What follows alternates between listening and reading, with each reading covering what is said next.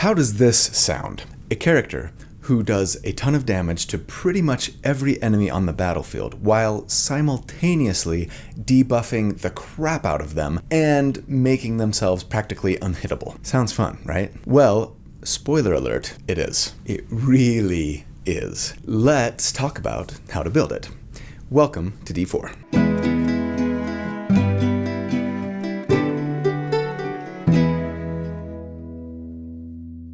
Hey everybody, so here at D4 each week I take a deep dive into character builds for my favorite role-playing games. I like to crunch numbers about them, theorycraft about them, not so that I can tell you the right way or the best way to play a character, but to explore one potential way to build something in the hopes of creating a character that is both really fun but also really powerful to play. So, if you enjoy creating characters for your favorite role-playing games almost as much as you enjoy playing the actual game itself, or if you're just looking for tips or ideas on how to build something that you're thinking about playing, then welcome home. This is where you belong. It really is. I'm so glad you're here. Thank you for watching. My name's Colby. I put out build videos every Tuesday, so if you like what I do, I'd appreciate it if you would consider joining the channel as a member. There's a little button down there that says join. Click on it. It'll tell you all about it. You can get access to the library of write-ups that I create for each of these builds to help you create them yourself a little more easily if you want to. You can get access to our Discord server. You can get access to our monthly live Q&A hangout sessions. So anyways, it's all great. Huge thank you and shout out to my channel members especially. You guys are amazing. I could not do this without you.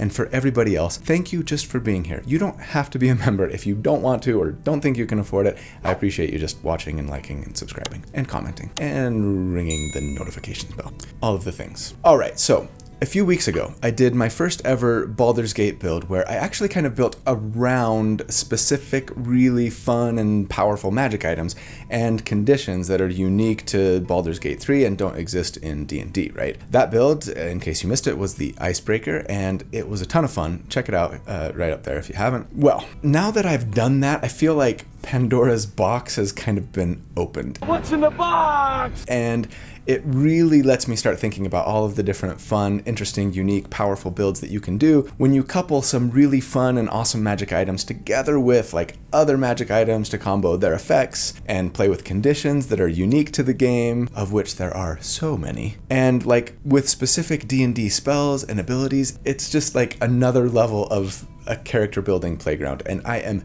here for it. Not to say that there isn't a time and a place for builds that just work really well regardless of your magic items, and I mean, the first, 10 Baldur's Gate 3 videos I did are chock full of builds just like that. Check out the playlist right here if you're not familiar with those. But yeah, today I wanted to take on another really awesome, fun build that cobbles together lots of items and spells and conditions that synergize incredibly well together, and I'm talking about Radiating Orb and Reverberation. For the uninitiated, the Radiating Orb condition that doesn't exist in D&D 5e essentially lowers an enemy's chance to hit you by 1 for every stack of the condition that they have on them at the time, right? So if they have a stack of 1, they've got a -1 to hit, stack of 2, -2 to hit, etc. There are only a handful of items in the game that apply this effect, and they all apply it when you deal damage to an enemy, usually when you specifically do radiant damage to them. On its own, it's a pretty nice condition to inflict. If you can stack multiple ways to apply it consistently, you can pretty quickly get an enemy to a point where their chance to hit you is next to nothing. They might succeed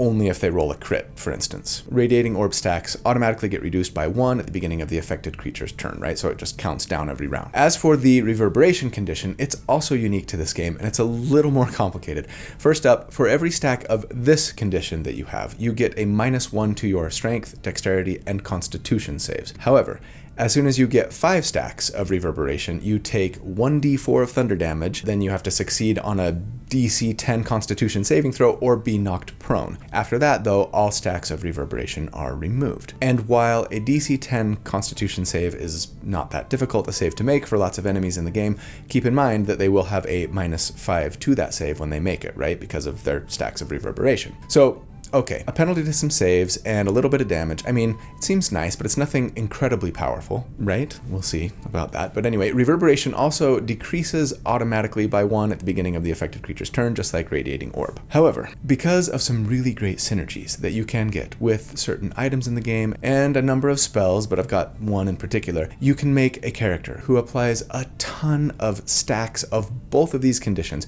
really quickly, and it can lead to some devastating results for entire swarms of enemies, turning you into a one-character wrecking ball of a build who does lots of damage to every enemy on the battlefield while being nearly impossible to hit yourself at the same time. Oh, and my favorite part of the build, you actually get most of the best items for it right in Act 1, meaning by level 5 or 6, the build is like fully online and you feel like an unstoppable, unkillable powerhouse of radiant reverberation. Should we talk about how to build it? Let's do it. I proudly present Baldur's Gate episode number 12, the Radiant Reverberator, the Blinding Light, Flash and Thunder, Thunderstruck. Light and thunder? I think my favorite suggestion from the Discord community, thanks everyone by the way, was the flashbang. Thanks to Uncanny Pally for that one, but I think in the end, I'm gonna go with the Night Radiant. I mean, come on, I got Dalinar right there. How can I not, right? But first, before we get to the build, I am thrilled to have Obvious Mimic as a sponsor for the video again this week. I'm not talking about their awesome t-shirt collection this week, actually, though I do have, their Red Dragon Lodge underneath my hoodie. I actually just put in another order for a few more shirts. Can't wait to get them. But instead, no. I need to tell you guys more about their new solo D&D adventure, The Crystals of Zaleth, which now has a softcover book available for pre-order in addition to the out now PDF version. So, in case you didn't know, Crystals of Zaleth is Obvious Mimic's second very successful solo D&D adventure. It is perfect for those who are forever DMs or who feel like playing D&D but are maybe in between tables at the moment, or well, maybe they just need a break from their table. We've all been there, right? Or maybe the best of all, for those of us who really want to test the 157 character builds that they've made, but there's no way that they could actually do that in a group in a game, right? I might know a guy like that. If any of the above describes you, then you are in luck because yes, now you can play D&D all by yourself thanks to Obvious Mimic. Crystals of Zaleth smashed their Kickstarter funding goal this fall, and it is now live and ready for delivery in PDF format. Like I said, I actually just got my PDF copy.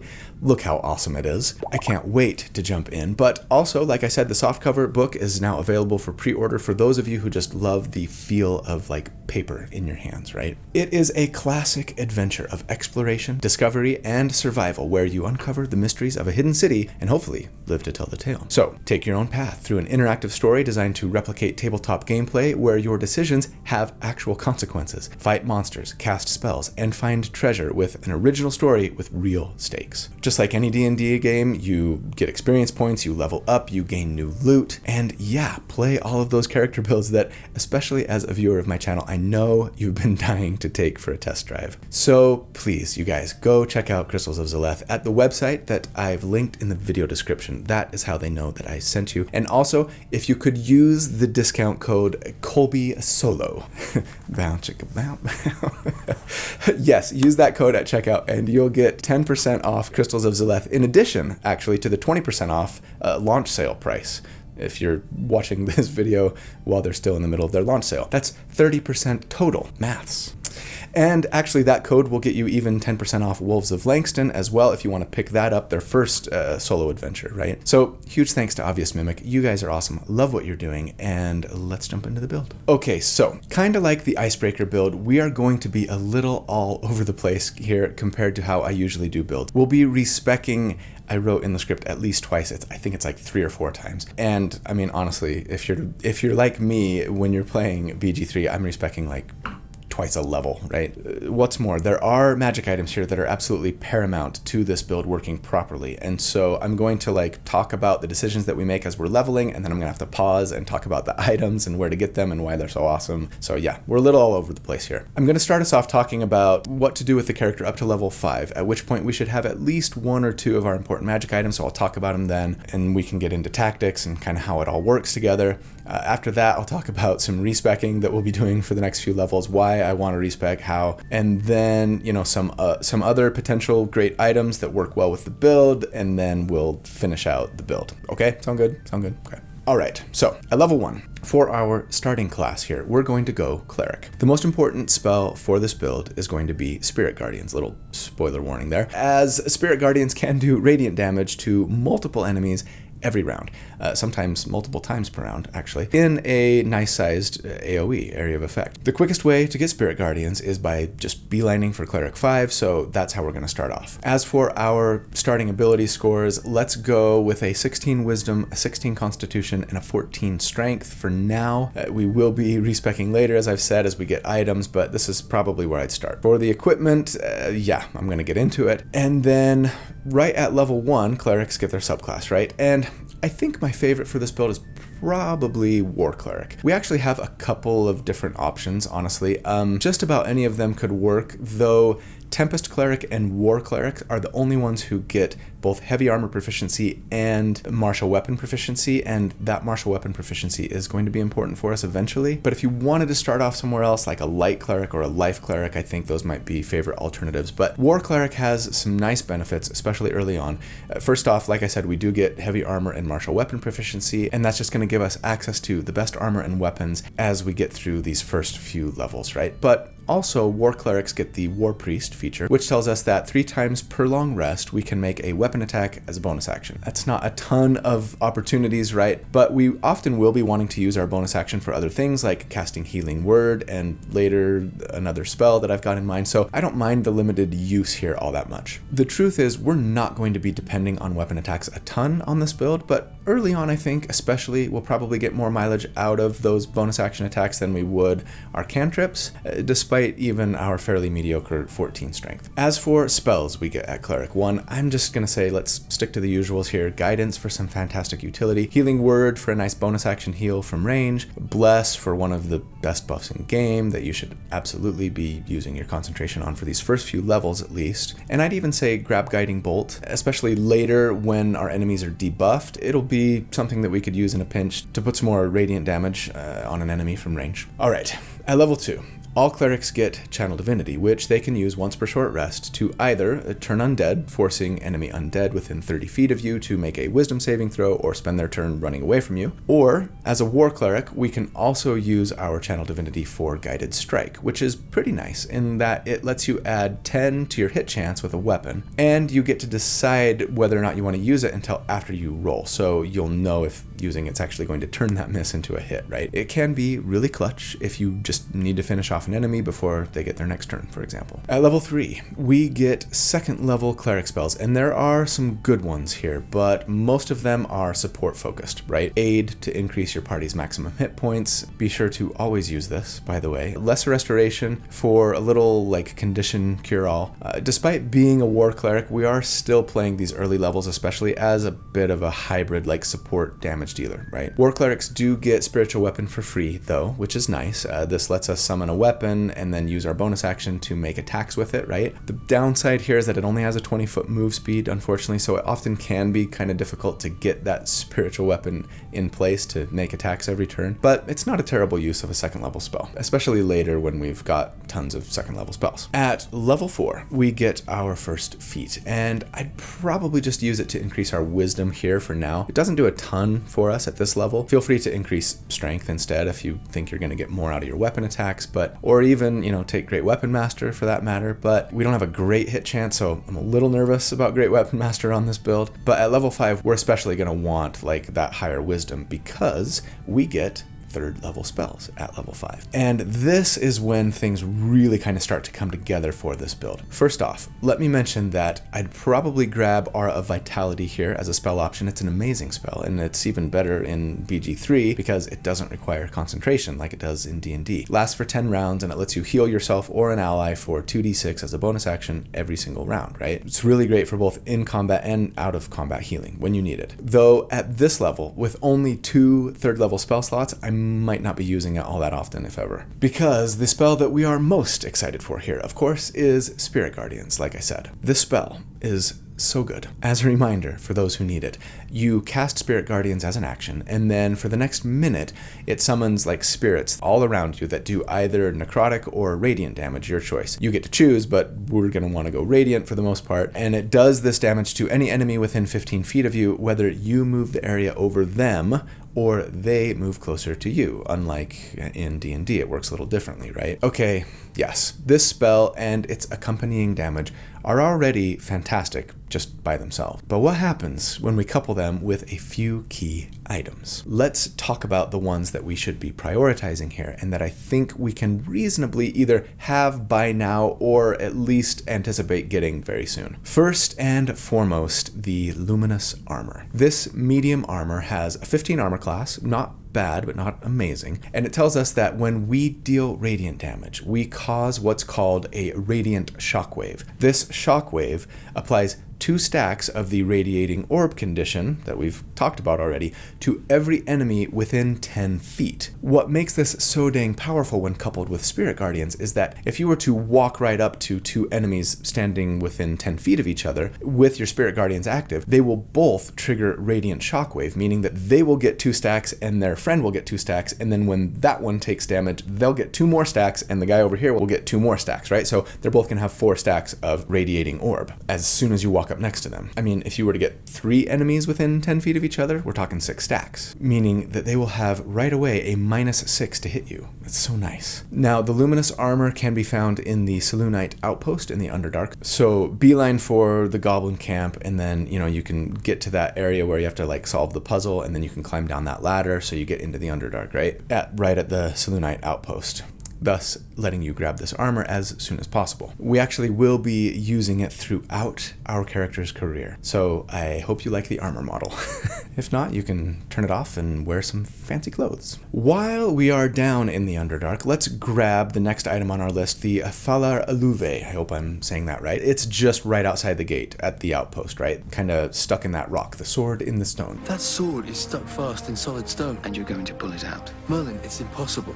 Arthur, you're the true king of Camelot. This is a fantastic weapon. It's a long sword, but it's got the finesse property. So I think I would actually respec at this point to dump strength in favor of dexterity, since dexterity is going to be better for our armor class if we're wearing medium armor, not to mention, give us a better initiative and a more important saving throw, etc. The sword is a +1 weapon, but the real reason we want it is because once per short rest, we can activate its melody and make it shriek or sing, I think it is, for 5 rounds. We want to do the shriek option because this causes all enemies within 20 feet of us to suffer a -D4 on all of their saving throws, meaning it's more likely that we'll get full damage from our Spirit Guardians, among other things. And when we attack them, we do an extra D4 of thunder damage too. Very nice. What's maybe even better, though the tooltip doesn't say so, creatures affected by the Shrieking Sword also suffer a -1 D4 to hit, which will mean all kinds of really good things for us. Speaking of thunder damage, since we're down in the Underdark, let's run over to the Myconid Grove and talk to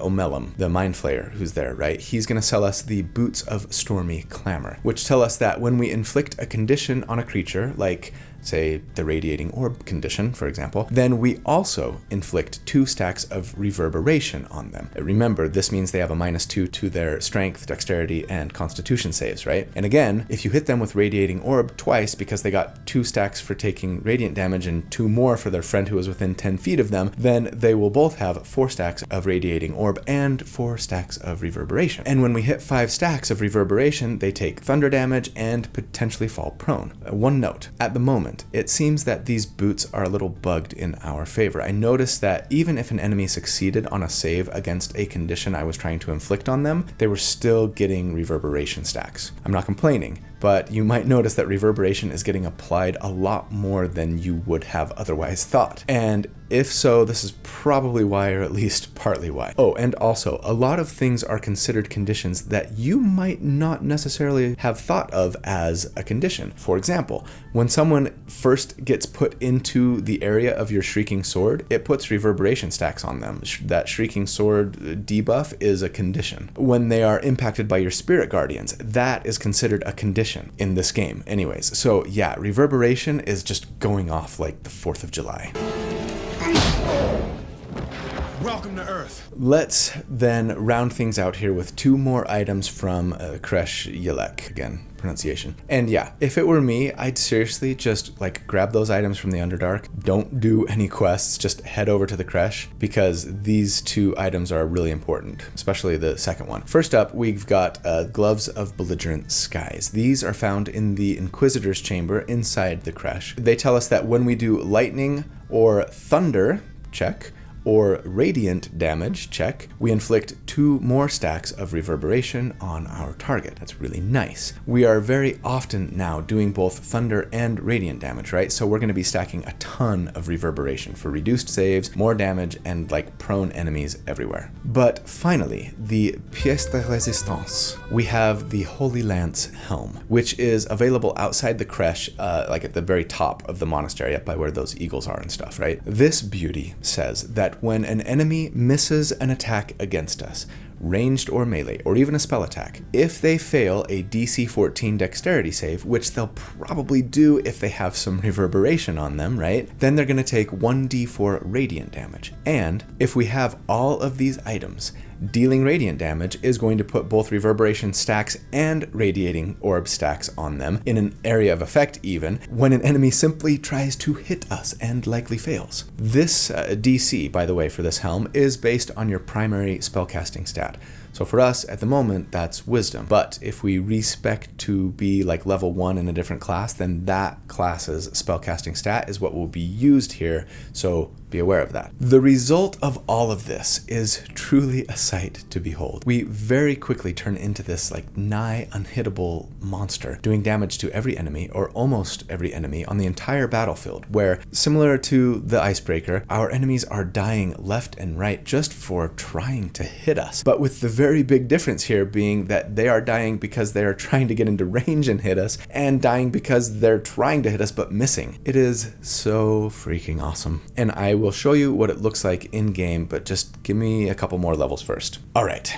At level 6, I think I'm going to want to respec here so that I can swap out my feat. Now that we've got that all-important Spirit Guardian spell, our number 1 priority becomes holding on to concentration. And as a cleric, we don't have Constitution saving throw proficiency. Now, sure, we could respec to start off with, say, a level of Sorcerer 1, and then go Cleric, right? Actually, we'll do that before long. But the problem with doing that at this level is that it makes us super mad, right? Multiple ability score dependent. The DC for our Holy Lance Helm as an item is going to be based on the spellcasting stat of whatever we took at level 1, like I just said. Remember, that helm returns radiant damage if an enemy misses us, which they're going to be doing a lot. But they get to save against the damage, right? We want them failing that save as often as possible. But the DC for Spirit Guardians is based on our Wisdom, and I want that to be high as well, and we also want high Constitution and at least a 14 Dexterity if we can get it for Armor class and Initiative and even weapon attack purposes. Altogether, I think we're just better off sticking with full Cleric for now and losing a +1 to our Wisdom modifier for the sake of a more reliable concentration check. And thus, that was a long-winded way of saying, for our feat, let's take Resilient Constitution here. It lets us add a +1 to our Constitution and then gives us Constitution and thus concentration check proficiency, right? And yeah, so go ahead and respec if you want to get your ability score so that you're at a 17 Constitution, right? And then this would bump it to 18. Anyways, we're still Cleric here, so we'd be a Cleric 6, and as a War Cleric, we get the War God's Blessing feature, which lets us use our reaction to give our Channel Divinity +10 to hit to an ally instead of to ourselves. Might be worth it if you've got a heavy hitter that really needs to finish someone off. Finish him. At level 7, I would want to respec again, but this time much more drastically. I actually want to drop most of our Cleric levels here for Bard. Yeah. When the question is raised, which class is the most powerful in all of Baldur's Gate 3, the answer continues to be Bard, like almost regardless of what you're trying to do with the build. What madness is this? So here's the thing. The Spirit Guardian spell in this game is pretty much exclusive to clerics, unless you are a bard who has magical secrets, in which case, congratulations, you win. And as a lore bard, we get magical secrets earlier than the other subclasses, right? We get it at bard level 6, which we could be now with a respec and still hold on to a level of cleric for both full caster and armor and weapon proficiencies, right? Now, you could certainly just stick with cleric here. and it would work great. You'd pick up 4th level cleric spells. I just think bards are better all-rounders with access to more and better spells, better utility and social interaction, and that sweet, sweet bardic inspiration. So let me quickly go through now what 6 levels of bard looks like for us here. First off, let me say start as a bard 1, so we've got charisma, right? And then we're going to want to change our abilities again, making sure to prioritize charisma over wisdom, since that's the ability that's going to affect both the DC for our items and now our bard spells, including Spirit Guardians once we get it. At bard 1 then, we're going to get bardic inspiration, which lets us help our allies make their attacks and saves and ability checks more reliably. We're going to get bard spells, and I'm just going to say pick your favorites here, probably largely avoiding things that require concentration, at least if they're like a combat focused spell, right? As we are going to need that concentration for Spirit Guardians. But yeah, I mean, Vicious Mockery, Friends, Healing Word, Dissonant Whispers is always great, and maybe especially Thunderwave on this build. These are all worth considering. At Bard 2, we get Song of Rest for 1 more short rest per day, which is really great, as well as Jack of All Trades, which adds half of our proficiency bonus to an ability check that we are not proficient in. At Bard 3, we get Expertise, which is going to double our proficiency bonus in a couple of skills that we're proficient in, so feel free to become your group's resident lockpicker and trap disarmor now if you want, but yeah, go ahead, pick your favorite skills here, probably Perception at least, but that's up to you. We also get 2nd level bard spells now, and most of the best ones require concentration, so yeah, pick your favorite, PYF, but I'd maybe grab Shatter and Lesser Restoration, I think. Invisibility is nice to have when you need it outside of combat. More importantly though, at this level we get our bard subclass, and yes, I want to go lore for 2 very great reasons. Magical secrets later, yes, but at this level we get the incredibly wonderful Cutting Words. This is just so dang good, and yeah, it's even better in Baldur's Gate than it is in D&D. In D&D, it lets us use our reaction and one of our bardic inspiration uses to reduce an enemy's attack roll, ability check, or damage roll. In BG3, it's attack roll, ability check, or saving throw. Saving throw!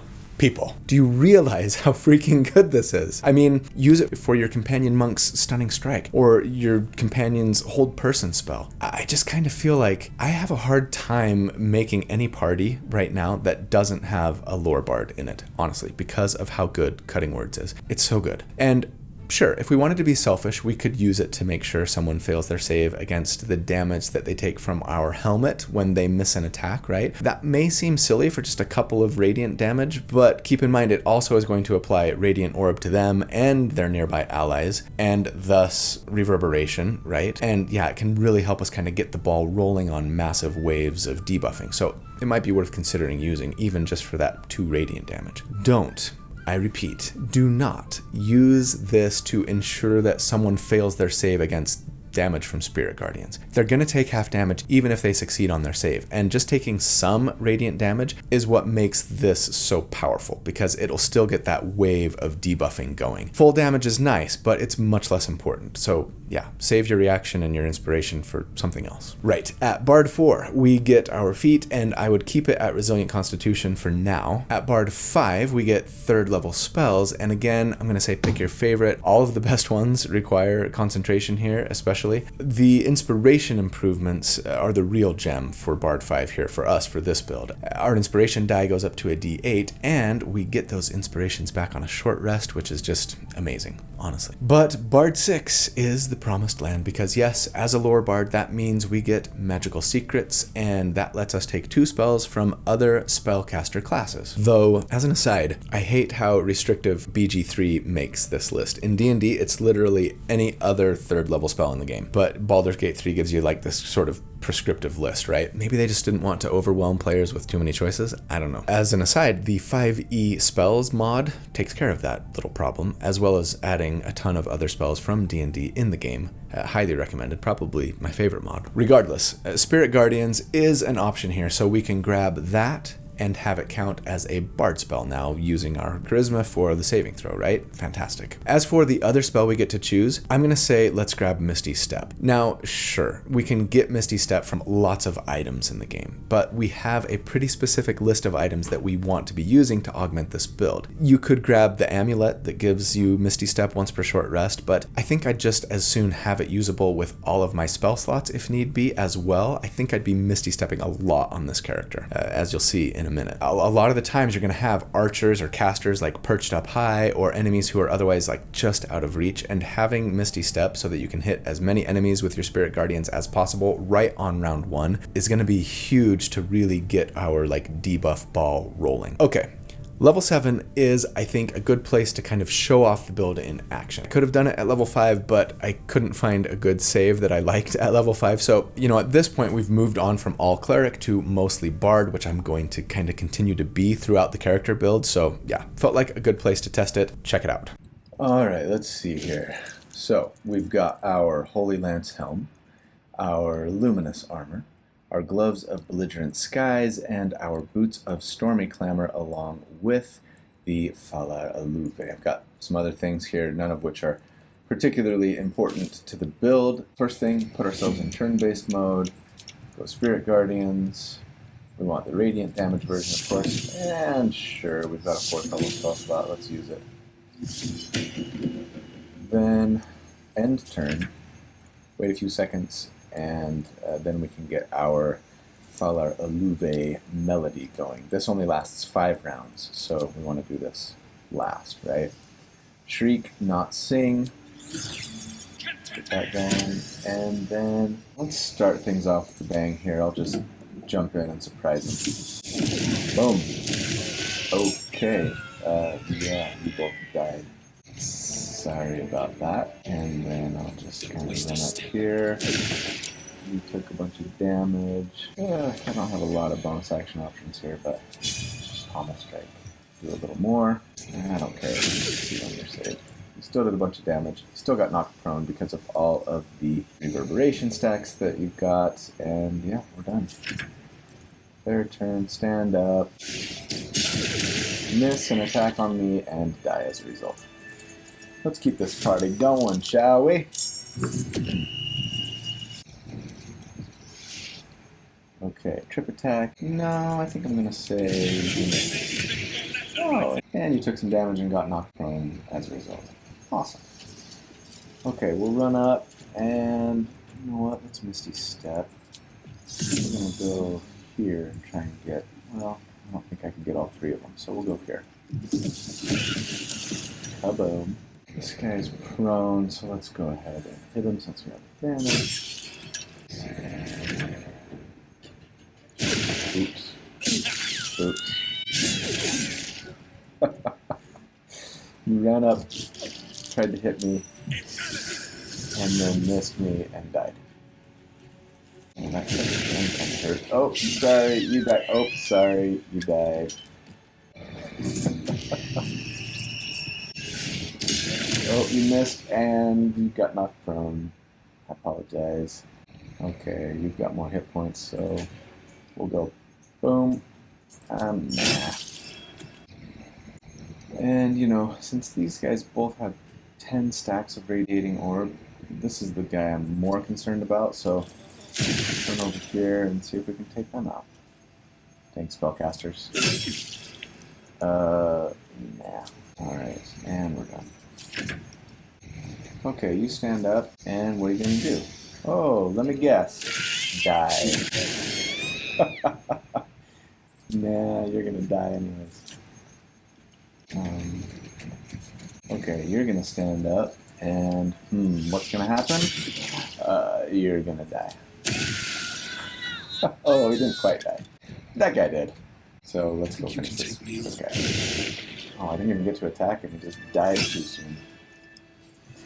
Oh, so much fun. So fun, right? I think I took like 6 damage over that entire fight, and so many enemies were just dying for getting close to me or even missing me. It was just, it's so fun. All right, so before we get back to the build, let's talk about some additional items that will augment the build and should be available for us at or around this level, kind of late Act 1 and into Act 2. First up, I'd be sure to grab the Adamantine Shield from the Adamantine Forge. It's super nice in that, you know, if a melee attack misses us, the shield gives the enemy 2 stacks of the Reeling condition. That's nice because conditions equal reverberation for us, right? But also, Reeling gives them a -1 to hit penalty for each stack of it they have, so it just makes it even less likely that they're ever going to hit us. I also love that the shield prevents us from being crit, because honestly, at this point, a lot of enemies will only be able to hit us if they roll a 20. And so while rolling a 20 is still going to do damage to us, with this shield, at least it won't do extra damage now, right? As for rings, I would prioritize getting the Callous Glow ring and the Coruscation ring. Callous Glow is in Char's Gauntlet, so kind of later Act 2, but it just deals 2 radiant damage to creatures every time we deal damage to them. And we deal lots of little bits of damage to them, and radiant damage procs Radiating Orb, so there's just some really nice synergy there, right? Coruscation ring is in the Cellar of Light's Hope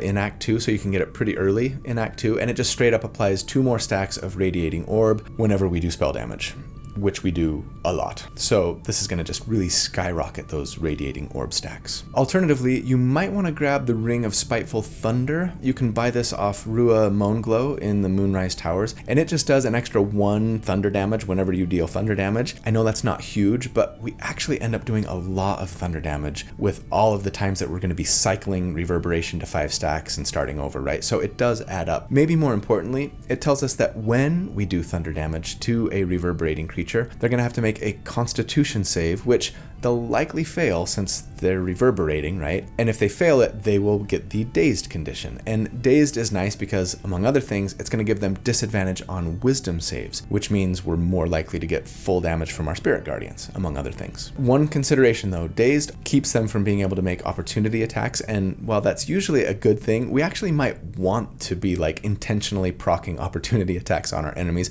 similar to the Icebreaker, right? So that they'll take a swing at us because they're probably going to miss, and that's just going to mean more damage and more debuff stacks for us if they do. Worth considering regardless. Another worth considering item here is the Luminous Gloves. These are found in the Ruined Battlefield in Act 2 and just apply 1 more stack of Radiating Orb when we do radiant damage. I think personally I prefer to just stick with the Gloves of Belligerent Skies here, which applies Reverberation, right? Since at this point we're going to be getting a lot of Radiating Orb stacks really quickly most of the time, and more Reverberation is probably preferable since that kind of cycles up to 5, does damage, might knock them prone, and then starts over, right? But play around with both and see what you prefer. Okay, let's jump back into the build then. At level 8, I'm gonna say let's respec yet again. I know, it's a lot, but doing so would let us now start off as a Sorcerer 1 so that we could have Constitution saving throw proficiency, then go Cleric 1 for the armor and weapon proficiency and, some bonus action weapon attacks if we want them, and then Bard 6 so that we could still have Spirit Guardians. With all of our most important features working off Charisma while still having the spell slots of a full caster, Constitution saving throw proficiency,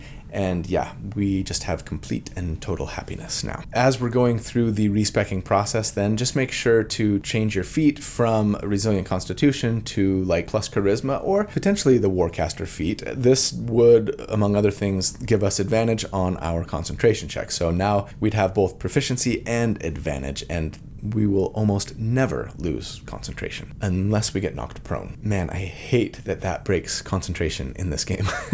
Admittedly, it kind of makes sense, but ugh, so frustrating. At least it works against enemies as well. I would probably bump Charisma, I think, personally. Now, Sorcerers also get their subclass at Sorcerer 1, and I'm just going to actually say pick your favorite here. I think I'd probably go with Draconic Bloodline, taking White Dragon as the Dragon Ancestry again, so that I could get access to the Armor of Agathis spell. It really is a great spell, and not only does it increase our survivability, but it kind of doubles down on the whole, look, if you attack me, you're going to take damage whether you hit or miss kind of vibe, right? Super cool. I can also see an argument for Storm Sorcerer here, though, as the little bit of flight that you can potentially get with it might help us to move around the battlefield a little better without having to burn through all of our second level spell slots for Misty Step all of the time. But yeah, feel free to go Wild Magic for kicks if you really want. As for the spells that we should take at Sorcerer 1, this is another really nice reason to go Sorcerer, as there are plenty of spells to consider. Shield, of course, is always fantastic, and here will not only let us use our reaction to avoid taking damage by raising our armor class by 5 for a round when we get hit, right? But when we turn a hit into a miss like this, it's going to return a bunch of damage thanks to our helm, and then all the reverberation that we're going to cause by getting missed and returning damage and conditions as a result, right? The other spell that I really want here, though, is a Magic Missile. It's not a particularly powerful spell, but the way that it fires off multiple darts that automatically hit and can be directed at multiple enemies means that if we have the Callous Glow ring, which just does an extra 2 radiant damage every time we damage an enemy, well, that's sort of a guaranteed way then, thanks to our breastplate, right, to just target 3 or 4 enemies or whatever we want to cast the spell at to just get a bunch of Radiating Orb stacks going to enemies at range if we can't quite get to them, etc. All right, at level 9,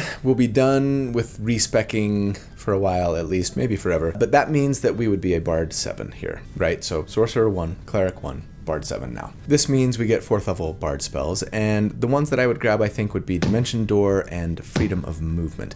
Dimension Door is like Misty Step on steroids. It lets us go further and even bring a friend along for the ride if we want. Freedom of Movement, it lasts all day in this game versus a measly 1 hour in D&D, and it keeps us from being slowed or paralyzed or restrained, which is super important on this build especially because we really want to be running around and getting as many enemies in the effect of our Spirit Guardians as we can, right? At level 10, we would be a Bard 8, and that means another feat, which I would probably use to bump my charisma to 20, unless I used the Hag's +1 on this character, and thus was already at 20. So yeah, note, right, when you're going through the early levels here, even though you're going to be a cleric, when you get that Hag +1, don't use it on wisdom. Or at least I wouldn't. Anyways, we might already be at 20, in which case, sure, bump your constitution or take the Warcaster feat. At level 11, we would be a Bard 9, and that means 5th level spells, but again, most of the best ones are concentration, right? Hold monster, dominate person, etc. But you could grab Greater Restoration to get you out of curses and other really terrible conditions, and Mass Cure Wounds gives us a nice party-wide heal in a pinch. But at level 12, we would be a Bard 10. And I mean, sure, for lore bards, that means their second helping of magical secrets, right? And so now we could grab like Fire Shield, which would return more damage if an enemy somehow managed to hit us, or Death Ward, which is always useful to keep us or an ally alive a little longer, or Cone of Cold, or Conjure Elemental, a really powerful summon there. Or, I mean, you could become a Gish instead, right? You guys know me, I just might go Gish. Honestly, this would entirely depend for me on whether or not I had someone else in the party playing a lore bard. And I mean, if one lore bard is good, 2 lore bards might be better. But I'd also probably only want to go this route if I had a bunch of like giant strength elixirs available to chug, since we don't really have the stats to be relying on our weapon damage all that often. But if I did have another party member playing lore bard and lots of giant strength elixirs, then yeah, I think I might just respec from lore bard to Swords Bard here. Definitely not necessary. But all bards get magical secrets at Bard 10, right? So even a Swords Bard could pick up Spirit Guardians and Misty Step if we needed to, and then we would get an extra attack on our turn to really make good use of that Falar Aluve. Or, you know, if you had another weapon that you liked even more by this point, you know, it's end game now, you probably have that Marco Heshkir staff, right? That legendary staff. And actually that one of the options for the self buff that gives you is something that works really well here, doing like thunder damage, giving you some really great thunder damage spells, and applying reverberation too. I am admittedly hesitant to use anything other than the Falar Aluve because that really helps us get our debuff stacks going and gives the enemies an additional -1d4 to hit and to save, right? It's really good. But yeah, Marka Heshkir is definitely an alternative worth considering here. So yeah, Swords Bard is a potentially fun alternative. They do get medium armor proficiency, so if you were going to use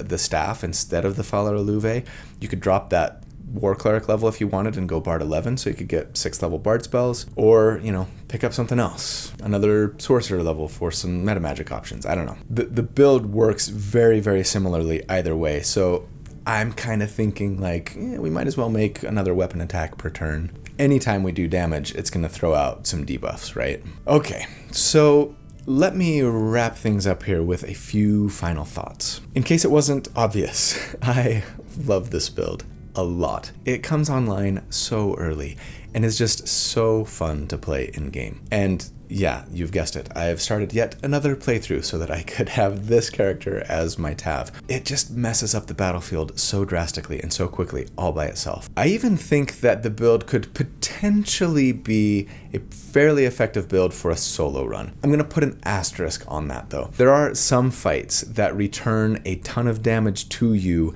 when you deal radiant damage, right? So those fights would be really rough for this build. You could switch your damage to necrotic for spirit guardians and then like swap out your items that do radiant damage, but yeah, it'd be rough. You'd lose a lot of synergy and it'd be tough. Also, some fights you just need to be doing a ton of like single target damage actively with like weapon attacks and spell attacks, and this build really isn't that. I think it would work great as a solo build, maybe for like regular mode or maybe even tactician. I'm not sure I would want to try honor mode with it, but hey, someone do it. Prove me wrong. I mean, speaking of your teammates, or lack thereof, I guess, I didn't really talk much about what your teammates might be doing to synergize with this build, but there's a ton you could work with here. First off, reducing every enemy's hit chance and like knocking them prone and dazing them and reducing their saving throws is going to benefit any party member immensely, of course. So you might want to stick Lorebard here and kind of play this character as your support, right? They're going to do a ton of damage too,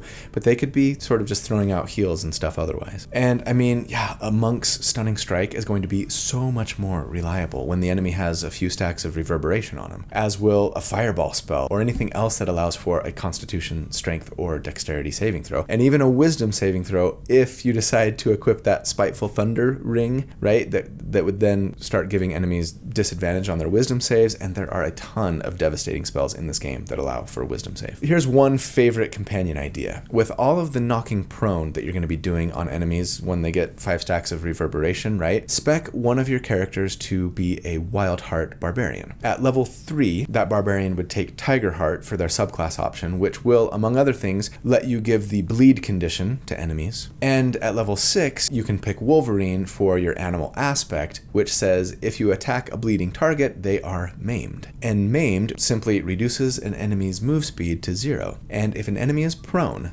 and they're maimed, they can't stand up. So they're just stuck on the ground doing nothing. And I mean, if you didn't want to go barbarian, you know, equip a good melee character with a battle axe or a war pick. Those weapons get the special maiming strike ability, only once per short rest, but that will also maim a target potentially. Or heck, do both, right? A dual wielding Wolverine barbarian. Wolverines!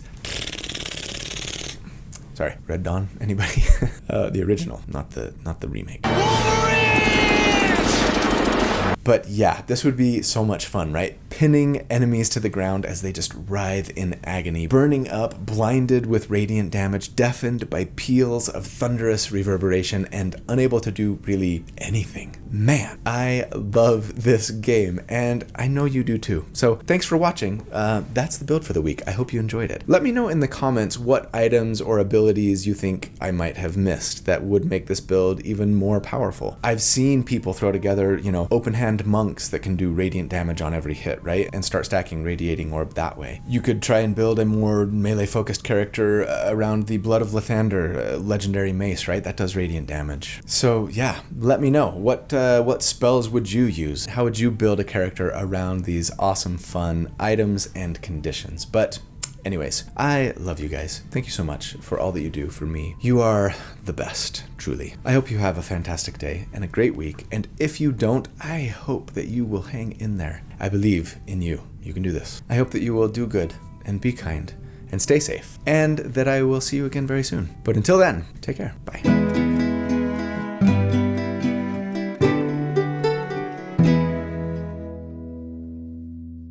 Let me be your everlasting light, the sun where there is none. I'm a shepherd for you, and I'll guide you through. Let me be your everlasting light. You know, I love me some Black Keys, and that song is like perfect for this build, right? The light, you kind of got the reverb in that super like synthy bass line. Bow, bow, bow, bow, bow, bow, bow, bow, bow, bow, bow, bow, bow, bow. But the problem is he sings it like an octave higher than that. Nobody wants to hear me do that. Let me be your everlasting light, sun where there is none.